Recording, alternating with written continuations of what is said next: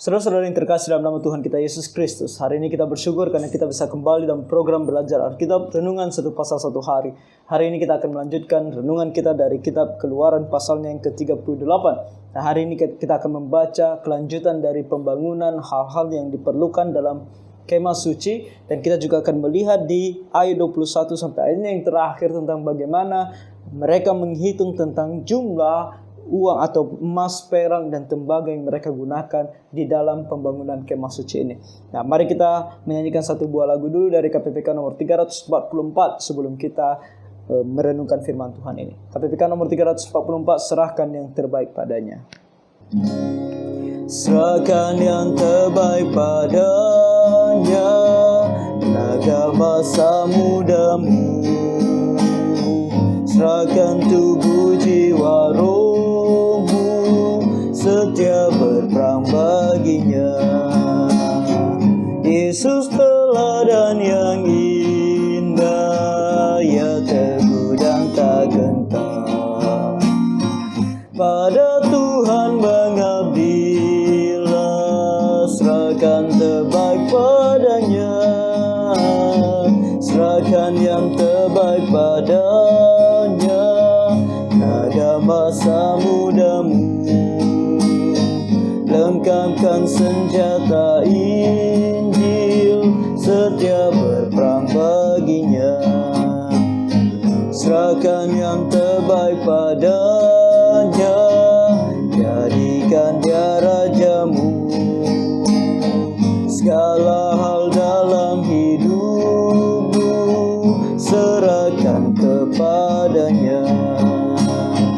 Anugerahnya akan diberikan pada yang rela memberi.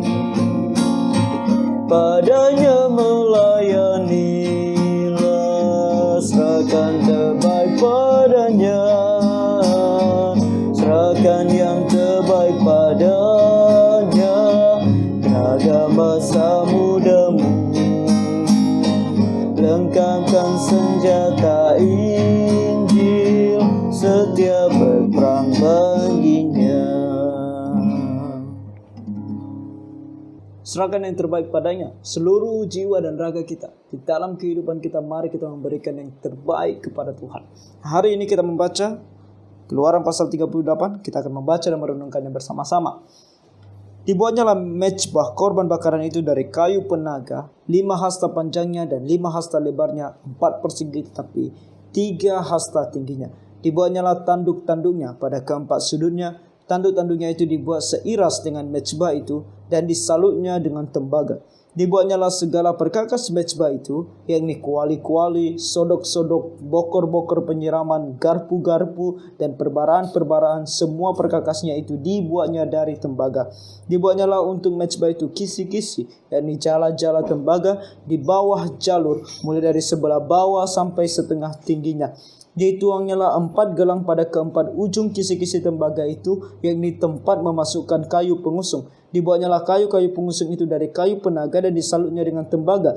Dan dimasukkannya lah kayu-kayu pengusung itu ke dalam gelang-gelang yang pada rusuk mezbah itu, supaya dengan itu mezbah dapat diangkut. Mezbah itu dibuatnya berongga dan dari papan. Nah, ini kembali siapa yang membuat ini, yaitu yang dipercayakan oleh Tuhan, yaitu Bezalel dan para orang-orang yang bekerja di bawahnya membangun mezbah bagi Tuhan. Dan mezbah ini dibuat sedemikian rupa, lengkap dengan, kalau kita membaca tadi di ayat 3 tentang sodok-sodok, bokor-bokor, kuali, garpu, itu semua untuk ketika mereka nanti mempersembahkan korban bakaran. Nah, garpu-garpu ini adalah yang membantu mereka mengolah apa yang mereka sedang persembahkan di atas mezbah tersebut. Nah, ini kembali adalah pekerjaan tangan yang mereka bisa berikan di dalam pelayanan mereka kepada Tuhan. Bezalel dan orang-orang yang bekerja di bawahnya, mereka semua berkarya untuk pelayanan Tuhan di sini.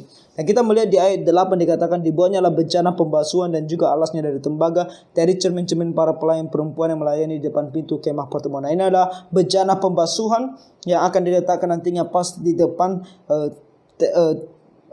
kemah pertemuan atau kemah suci di sana, karena di sana sebelum mereka masuk ke kemah suci mereka harus membasuh diri mereka dulu. Oke, ayat 9 sampai ayat 20 kita membaca tentang mereka membuat pelataran. pelataran di hadapan kemah suci. Dibuatnyalah pelataran itu pada sebelah selatan. Layar pelataran itu dari lenan halus yang dipintal benangnya 100 hasta panjangnya. Ke-20 tiang layar itu dengan ke-20 alas tiang itu dari tembaga, tetapi kaitan-kaitan tiang itu dan penyambung-penyambungnya dari perak. Pada sebelah utara 100 hasta. Ke-20 tiang layar itu dengan ke-20 alas tiang itu dari tembaga, tetapi kaitan-kaitan tiang itu dan penyambung-penyambungnya dari perak. Pada sebelah barat, layar 50 hasta dengan 10 tiangnya dan 10 alas tiang itu, dan kaitan-kaitan tiang itu serta penyambung-penyambungnya dari perak. Dan pada sebelah timur 50 hasta, yakni layar 15 hasta untuk sisi yang satu di samping pintu gerbang itu dengan 3 tiangnya dan 3 alas tiang itu. Dan juga untuk sisi yang kedua di samping pintu gerbang itu, sebelah menyebelah pintu gerbang pelataran itu ada layar 15 hasta dengan 3 tiangnya dan 3 alas tiang itu. Segala layar yang mengelilingi pelataran adalah dari lenan halus yang dipintal benangnya. Alas-alas untuk tiang-tiang itu adalah dari tembaga, tetapi kaitan-kaitan tiang itu dan penyambung-penyambungnya dari perak, juga salut kepalanya dari perak. Dihubungkanlah dengan penyambung-penyambung dari perak segala tiang-tiang pelataran itu. Tirai pintu gerbang pelataran itu tenunan yang berwarna-warna dari kain ungu tua, kain ungu muda, kain kirmizi, dan dari lenan halus yang dipintal benangnya. 20 hasta panjangnya, tetapi tingginya yang juga lebar kain itu adalah 5 hasta, sama dengan tinggi layar pelataran itu. Keempat tiangnya dan keempat alas tiang itu dari tembaga, tetapi kaitan-kaitannya dari perak, dan juga salut kepalanya serta penyambung-penyambungnya dari perak. Segala patok untuk kemah suci dan untuk pelataran itu sekelilingnya adalah dari tembaga. Ini adalah apa yang sudah dituliskan dalam Keluaran pasal 27 ayat 9 sampai 19. Nah, kalau kita mau kembali melihat apa yang disampaikan oleh Tuhan di sana, dan saya juga pernah menggambarkan tentang denah dari kemah suci. Nah, ini bisa kita kembali lihat di video-video sebelumnya, yaitu dalam Keluaran 25, 26, 27. Nah, di sana sudah saya gambarkan beberapa hal mengenai apa yang mereka bangun di sini. Oke, supaya kita tidak atau kita lebih mengerti, kita boleh pergi dan melihat di video tersebut. Oke, pasal 25, 26, 27. Nah, yang apa yang kita baca di sini adalah mereka perwujudannya dari apa yang sudah disampaikan oleh Tuhan kepada Musa. Musa sampaikan kepada Bezalel sebagai pemimpin dari para tukang, dan kemudian mereka semua membangunnya sesuai dengan apa yang Tuhan perintahkan. Kembali saya menekankan kata sesuai dengan apa yang Tuhan perintahkan. Di dalam pelayanan kita kepada Tuhan harus selalu kita pastikan sesuai dengan apa yang Tuhan perintahkan. Kita mungkin memiliki talenta, kita mungkin memiliki kemampuan tertentu, kita mungkin memiliki suatu hal yang bisa kita kerjakan. Tetapi kalau apa yang kita lakukan tidak sesuai dengan firman Tuhan, kembali itu adalah hal yang tidak berkenan kepada Tuhan. Selalu sesuai dengan perintah Tuhan. Itu yang harus kita lakukan. Jadi kalau kita memiliki talenta bermusik, kalau kita memiliki talenta berbicara, kalau kita memiliki talenta untuk menyampaikan sesuatu, terlebih menyampaikan firman Tuhan, kalau kita memiliki talenta untuk bekerja hal-hal yang ada di background, contohnya sound system, video, atau apapun itu, kita harus lakukan sesuai dengan perintah Tuhan. Ada perintah Tuhan di dalam Alkitab yang bisa kita baca. Segala prinsip-prinsip, baik itu di dalam ibadah maupun dalam kehidupan kita sehari-hari, baik di dalam kita berkomunikasi dengan orang lain maupun kita melayani Tuhan, semuanya itu ada di dalam Alkitab. Segala prinsip tentang karakter Tuhan, bagaimana kita harusnya berkomunikasi dengan Tuhan, bagaimana kita harusnya beribadah kepada Tuhan, bagaimana kita harus hidup dalam kehidupan kita sehari-hari di hadapan Tuhan, semuanya dituliskan di dalam Alkitab. Sehingga apapun yang mau kita lakukan dengan segala talenta yang Tuhan berikan kepada kita, kita harus pastikan sesuai dengan yang diperintahkan Tuhan di dalam Alkitab. Bukan sesuai dengan pengalaman kita. Oke, kalaupun kita mengalami dan pengalaman kita berkata, oh kalau aku melakukan seperti ini seolah-olah hatiku tersentuh. Oke, seolah-olah hatiku tersentuh, aku merasa terharu dan aku bahkan merasa bahagia. Kebahagiaan kita, perasaan kita bukan itu yang terpenting. Perasaan kita pun bahagia, belum tentu Tuhan bahagia. Saudara, banyak hal di dalam dunia ini di mana kita bahagia, Tuhan tidak bahagia. Orang yang pergi mabuk-mabukan juga bahagia. Ketika dia sedang mabuk dia bahagia, tapi apakah karena dia bahagia Tuhan bahagia? Jadi apa yang kita lakukan, perasaan kita bukanlah yang terpenting, tetapi apa yang dirasakan oleh Tuhan. Kita harus bisa mengatakan kita bahagia karena Tuhan bahagia. Bukan karena kita bahagia maka Tuhan bahagia. Bukan demikian. Justru sebaliknya. Apa yang Tuhan senang, itu yang harus kita senang. Apa yang membuat Tuhan bahagia, itu yang harus membuat kita bahagia. Kita orang Kristen pada zaman ini adalah berfokus kepada dirinya. Apa yang aku rasakan. Kalau aku senang, maka Tuhan harus senang. Kalau aku bahagia, maka Tuhan harus bahagia.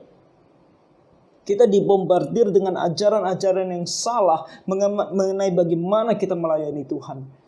Kita merasa musik ini suatu musik yang membuat kita bahagia. Membuat kita merasa nyaman. Saat kita bernyanyi, kita merasa ini adalah musik yang paling mengena di dalam diri kita. Kemudian kita katakan, oh ini harusnya musik yang kita gunakan dalam beribadah kepada Tuhan. Apakah itu tolak ukur kita menggunakan musik di dalam gereja untuk melayani Tuhan, untuk beribadah kepada Tuhan? Atau tolak ukur kita kembali ke dalam Alkitab? Ketika kita melihat ada musik, kita evaluasi sesuai dengan Alkitab. Kalau sesuai dengan Alkitab, kita gunakan. Kalau tidak sesuai dengan Alkitab, apakah kita tetap menggunakannya walaupun kita bahagia di dalam musik tersebut? Nah, itu yang harus menjadi pertanyaan yang besar di dalam hidup kita beribadah dan melayani Tuhan. Saya menyinggung tentang musik, saya menyinggung tentang bagaimana cara kita beribadah. Itu adalah hal yang umum kita alami setiap harinya dan setiap hari minggunya. Masih banyak lagi di dalam kehidupan kita sehari-hari. Kita tahu dalam pekerjaan kita, apa-apa saja hal yang membuat kita jauh daripada Tuhan. Apa-apa saja hal yang membuat kita tidak bisa melayani Tuhan dengan berkenan kepada Tuhan. Kita berkata, oh aku ini orang tua. Oke, aku harus melayani Tuhan dengan memberikan nafkah kepada anak-anakku. Oke, oleh karena itu aku akan bekerja apapun caranya, aku akan mendapatkan uang. Karena aku orang tua, aku bertanggung jawab terhadap anakku. Tetapi apakah kita di dalam melayani Tuhan itu bertanggung jawab kepada anak-anak kita, memberikan mereka nafkah dengan cara yang salah? Apakah Tuhan berkenan? Tuhan tidak berkenan. Memang kita katakan kita melayani Tuhan karena Tuhan memberikan kita tanggung jawab seorang anak atau dua orang anak atau berapapun anak kita. Dan kita harus memberikan mereka nafkah karena itu tanggung jawab kita. Oleh karena itu kita boleh untuk menghalalkan segala cara. Nah, itu yang tidak boleh. Kita dalam melaksanakan tugas kita sebagai orang tua, menafkahi anak-anak kita, juga harus mencari nafkah tersebut dengan cara yang benar. Tidak boleh dengan cara yang salah.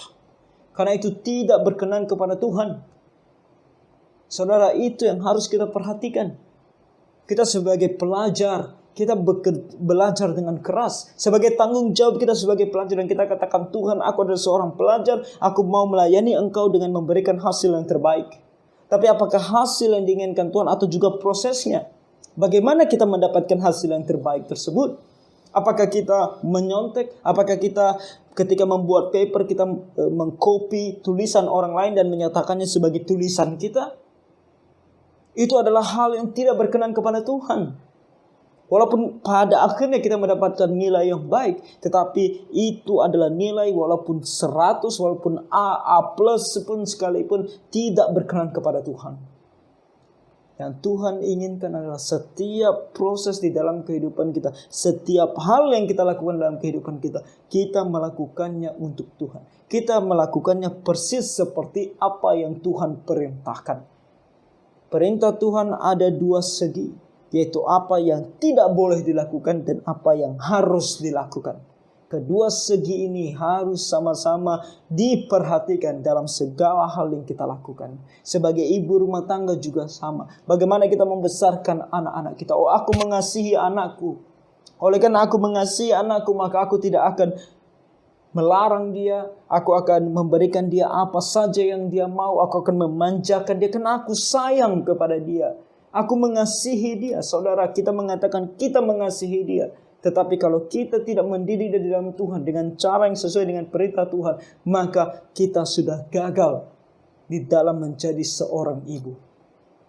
Kita harus mendidik dia dengan firman Tuhan. Kita harus menegur dia ketika dia salah. Kita tidak harus memberikan segala sesuatu yang dia minta, karena kita harus memilih apa yang dia minta yang berkenan kepada Tuhan. Itu yang kita berikan kepada dia. Kita harus menjadi orang-orang tua, kepala rumah tangga, ibu rumah tangga yang sesuai dengan firman Tuhan. menjadi anak-anak yang sesuai dengan firman Tuhan, melakukan segala sesuatu dalam bagian kita masing-masing persis seperti apa yang Tuhan perintahkan. Itu yang harus kita selalu perhatikan. Ayat 21 sampai ayat yang ke-31 kita membaca sedikit hal yang bisa menjadikan contoh bagi kita di dalam berumah tangga maupun di dalam bergereja. Satu hal yang perlu kita perhatikan. Ini adalah contoh yang diberikan kepada kita yang kita bisa tiru dan seharusnya kita lakukan, yaitu tentang audit. Katakan di sini ayat 21, ini adalah daftar biaya untuk mendirikan kemah suci, yakni kemah suci tempat hukum Allah yang disusun atas perintah Musa oleh orang Lewi di bawah pimpinan Itamar anak Imam Harun. Nah, sampai di sini saya mau berbicara sedikit karena ada hal di dalam kehidupan kita yang apalagi yang bersangkutan dengan berapa besar uang yang diterima ataupun yang digunakan menjadi satu hal yang sepertinya serba salah. Kalau ditutupi, dikatakan kita tidak jujur, kita tidak terbuka. Tapi kalau dibuka, dikatakan bahwa kita terlalu sombong. Menceritakan hal, apalagi kalau yang kita lakukan adalah proyek yang besar. Oke, di dalam bergereja perlu ada keterbukaan. Di dalam pembangunan kemah suci, Tuhan memberikan hikmat kepada Musa dan seluruh bangsa Israel. Bahkan untuk menuliskan, mencatat berapa banyak uang yang mereka butuhkan di dalam pembangunan kemah suci. Bukan untuk menyombongkan tentang berapa besar kekayaan mereka, tetapi terlebih untuk bersyukur kepada Tuhan. Karena apa yang akan kita lihat di sini adalah sebuah jumlah yang begitu besar. Kalau kita melihat di dalam ayat 22 dan seterusnya dikatakan di sini, Bezaleel bin Uri bin Hur dari suku Yehuda membuat segala yang diperintahkan Tuhan kepada Musa. Dan bersama-sama dengan dia turun Aholiab, anak Ahisamak dari suku Dan, seorang tukang dan ahli, seorang yang membuat tenunan yang berwarna-warna dari kain ungu tua, dari kain ungu muda, dari kain kirmizi, dan dari lenan halus. Di sini disebutkan juga nama siapa yang bekerja. Nah, saudara, di dalam gereja kita perlu mengapresiasi siapapun yang bekerja di dalam gereja. Bukan untuk supaya orang ini merasa tinggi hati. Oh, aku sudah melakukan sesuatu bagi Tuhan dan aku dipanggil ke depan dan disebutkan nama aku. Oh, luar biasa. Bukan. Tetapi untuk mengapresiasi. Walaupun kita tahu talenta itu daripada Tuhan. Walaupun kita tahu dia bisa melakukan semuanya itu karena Tuhan. Tetapi kita sebagai manusia perlu mengapresiasikan dia di hadapan Tuhan. Untuk bersyukur bersama-sama karena orang ini sudah dipakai oleh Tuhan. Nah, makanya nama mereka disebutkan di sini, Bezaleel, Aholiab. Dan tentunya orang-orang yang bekerja di bawah mereka tanpa mengurangi rasa hormat, pemimpin mereka yang disebutkan di sini, Bezaleel dan Aholiab. Kita membaca tentang bagaimana Roh Kudus lah yang turun atas mereka sehingga mereka bisa bekerja. Tetapi walaupun Tuhan yang bekerja, Tuhan tetap mau ada sifat atau sikap mengapresiasi orang-orang yang bekerja di dalam gereja. Itu sangat penting untuk kita lakukan. Sebagai bentuk kasih kita kepada mereka yang sudah menunjukkan kasihnya kepada kita, melayani kita. Oke. Dan di sini kita membaca ayat 24. Segala emas yang dipakai untuk segala pekerjaan mendirikan tempat kudus itu, yakni emas dari persembahan unjukan atau persembahan yang diperintahkan, yang kemudian diberikan secara sukarela oleh orang-orang Israel, ada 29 talenta dan 730 shikal ditimbang menurut shikal kudus. Jadi ada seorang yang bernama Dean Prideaux. Dia mencoba untuk menghitung berapa jumlah kalau dijadikan uang jumlah di sini. Dan ini sudah dilakukan sebenarnya sudah beberapa puluh tahun yang lalu. Jadi pada masa tersebut, beberapa puluh tahun yang lalu, dia hidup di sekitar tahun 1600-an. Jadi dia melakukan ini dan menuliskan di dalam bukunya bahwa emas 29 talenta dan 730 shikal di sini lebih kurang 198.347 pound sterling. Kemudian kita lihat ayat 25 tentang perak. perak persembahan mereka yang didaftarkan dari antara jemaah itu ada 100 talenta dan 1775 shikal ditimbang menurut shikal kudus. Sebekal seorang yaitu setengah shikal, sebekal artinya setengah shikal ya. Ditimbang menurut shikal kudus untuk setiap orang yang termasuk orang-orang yang terdaftar yang berumur 20 tahun ke atas sejumlah 603.550 orang.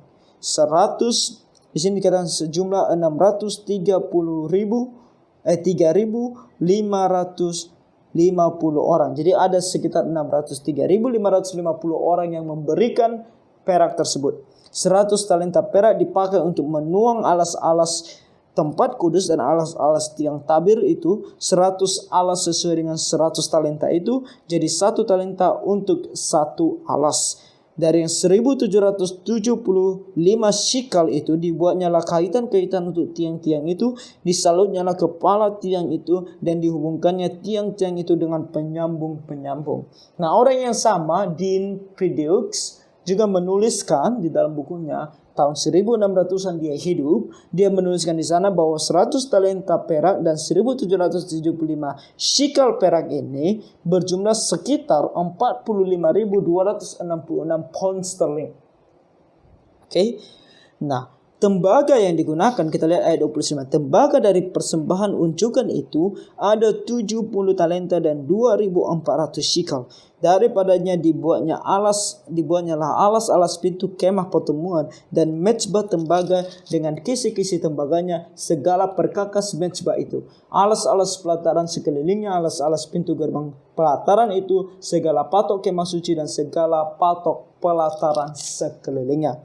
Orang yang sama kembali, Dean Predeux, menuliskan bahwa tembaga yang 70 talenta dan 2.400 shikal itu berjumlah sekitar 10.277 pound sterling.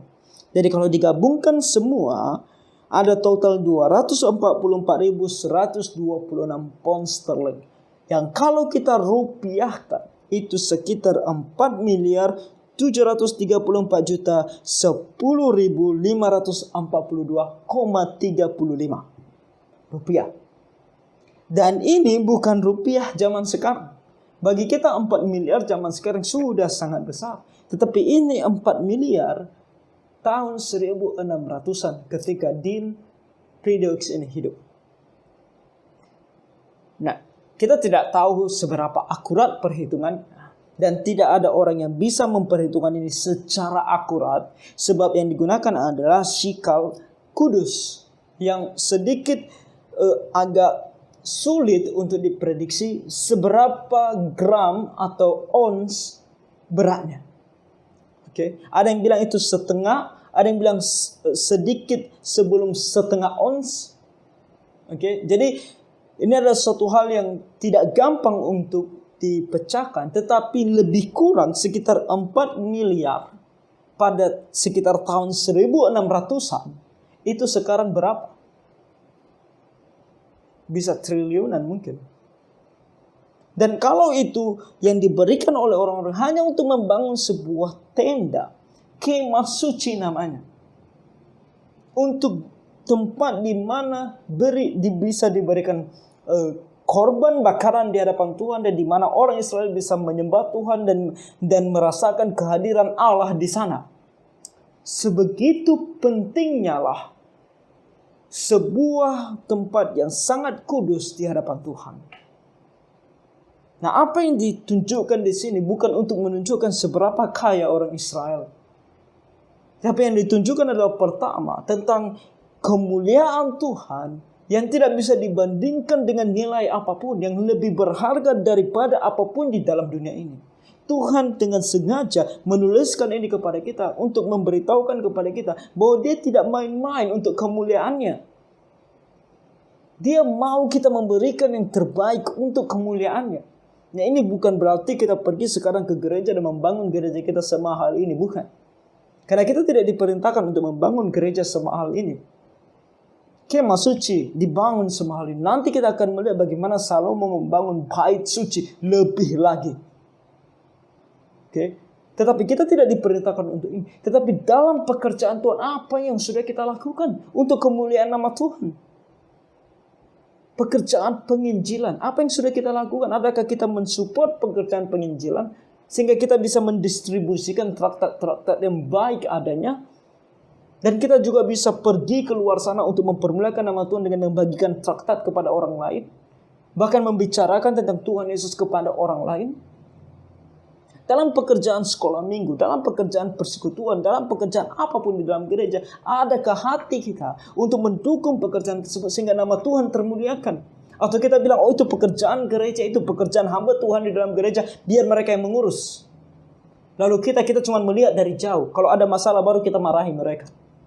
Kalau tidak ada masalah ya baik-baik saja. Begitukah sikap kita terhadap pelayanan di dalam gereja, di dalam rumah Tuhan? Nah itu harus kita pikirkan. Tuhan tidak main-main untuk kemuliaannya.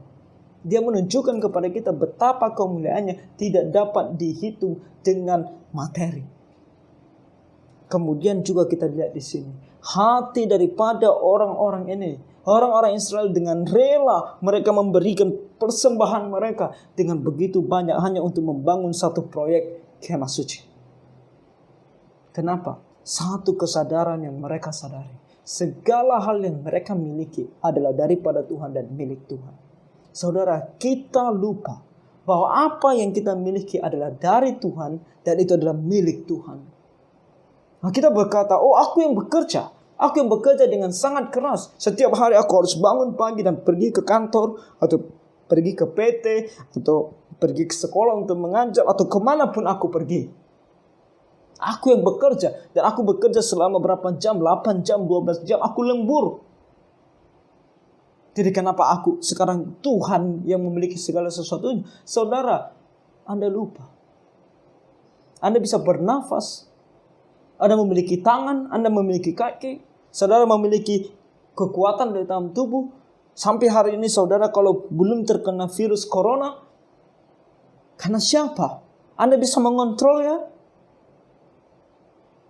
Anda bisa mengontrol oksigen yang ada di sekitar Anda yang begitu gampang dihirup dengan hidung dan masuk ke dalam paru-paru sehingga membuat Anda hidup.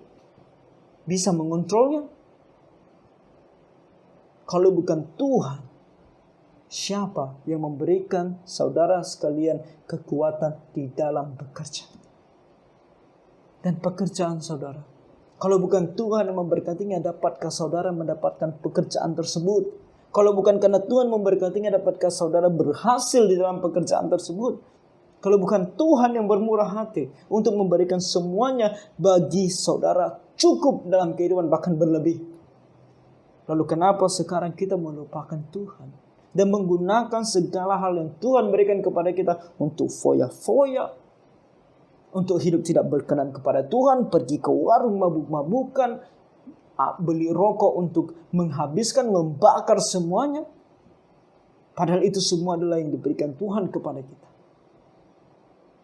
Saudara-saudara yang terkasih, kita orang Kristen yang mendengarkan firman Tuhan ini, mari kita melihat contoh ini yang menjadi satu teladan yang penting dalam kehidupan kita. Dan gereja juga mendapatkan pelajaran dari sini.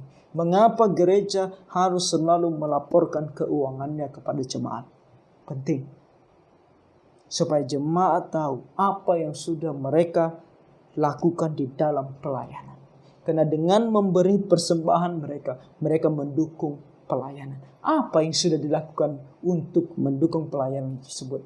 Pelayanan apa yang sudah dilakukan? Maka gereja para hamba Tuhan harus betul-betul terbuka kepada jemaat tentang bagaimana mereka menggunakan uang persembahan yang diberikan oleh jemaat Tuhan. Seberapa yang dipakai oleh hamba Tuhan? Apakah persembahan jemaat itu dipakai untuk memperkaya hamba Tuhan? Atau itu dipakai untuk pekerjaan Tuhan? Memperkaya diri bukan pekerjaan Tuhan. Jemaat harus tahu. Membangun gereja 10 tingkat dengan kemewahannya yang luar biasa itu bukan pekerjaan Tuhan. Tapi bagaimana menggunakan persembahan itu bahkan untuk misi, untuk membawa jiwa bagi Tuhan. Itu yang harus dihitung. Itu yang harus disampaikan, disaksikan di hadapan jemaat. Jadi saudara, biarlah firman Tuhan ini mengingatkan kepada kita, agar kita hidup berkenan kepada Tuhan, melayani Tuhan, dan menggunakan segala hal yang Tuhan berikan kepada kita untuk melayani Tuhan juga. Kiranya Tuhan menolong kita semua. Tuhan memberkati.